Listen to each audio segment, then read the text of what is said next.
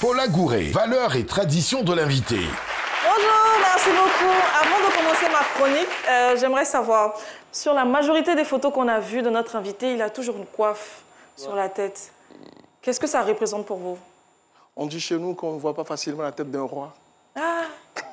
Le roi doit toujours cacher sa tête. Ouais. D'accord. Mais je vous dis que je n'achète pas les chapeaux, je n'achète pas, on me fait souvent des cadeaux. Parce que les gens savent que j'aime ça.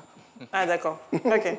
D'accord. Alors, on va rentrer directement dans ma chronique. Notre invité du jour, depuis le début de notre émission, on l'a dit, il est originaire du Togo, un pays de l'Afrique de l'Ouest situé dans le golfe de Guinée, qui est connu pour ses belles plages, franchement bordées de palmiers, avec ses villages qui sont généralement situés au sommet des collines, de ce qu'on m'a dit.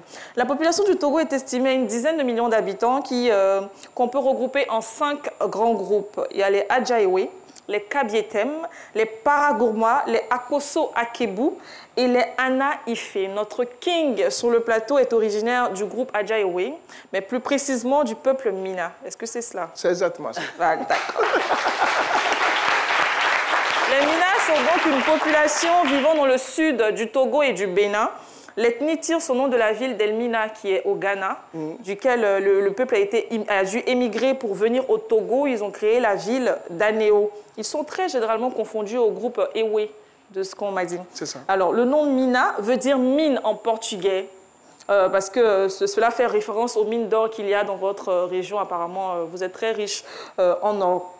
Les Mina occupent actuellement la bande côtière qui s'étend d'Agbo Drafo jusqu'à Grand Popo au Bénin.